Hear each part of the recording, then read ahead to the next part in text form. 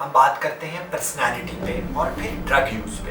اب یہ دو چیزیں بڑی زیادہ انٹرلنکڈ ہیں. ہمیں پتا ہے کہ ڈرگ ابیوز بہت کامن ہو گئی ہے, تو اس کا انسان کی شخصیت سے کیا تعلق ہے. بہت سی دفعہ پرسنالٹی ڈس آرڈر پہلے ہوتا ہے. پرسنالٹی ڈس آرڈر کے ٹریٹس پہلے ہوتے ہیں کہ آپ میں اینٹی سوشل ٹریٹس ہیں, آپ رول بریک کرنا چاہتے ہیں. آپ کی پرسنالٹی میں اوپننس ٹو ایکسپیرینس ہے, آپ نئی نئی چیزیں ٹرائی کرنا چاہتے ہیں. آپ بہت اینشیس ہیں, اوائڈنٹ ہیں, اپنی بے چینی کم کرنا چاہتے ہیں. تو بہت سی دفعہ پہلے مسئلہ پرسنالٹی میں ہوتا ہے اور پھر ڈرگز آتی ہیں, اور پھر ڈرگ سے پرسنالٹی میں اور مسئلہ آتا ہے, یا پہلے ڈرگز آ جاتی ہیں اور پھر ڈرگ یوز کر کے آپ کی انہیبیشن ختم ہو جاتی ہے اور آپ میں ایک بہت بڑا پرسنالٹی چینج آ جاتا ہے. تو پھر یہ انسانی ذات کا حصہ بن جاتی ہیں کہ پرسنالٹی ڈس آرڈر اور ڈرگز آپس میں لازم و ملزوم ہو جاتے ہیں.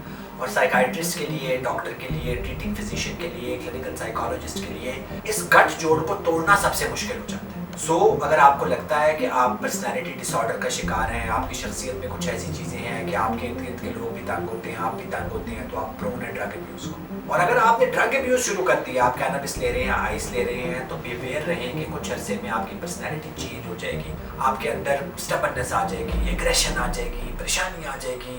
آپ الکوہول یوز کریں تو بھی ہوگا, اور یہ چیزیں پھر آپ کی ذات کا حصہ بن جائیں گی. تو اس لیے اگر ان دونوں میں سے ایک بھی چیز ہے, دوسری کے آنے سے پہلے آپ اپنے سائیکائٹرسٹ سے ضرور مشورہ کریں.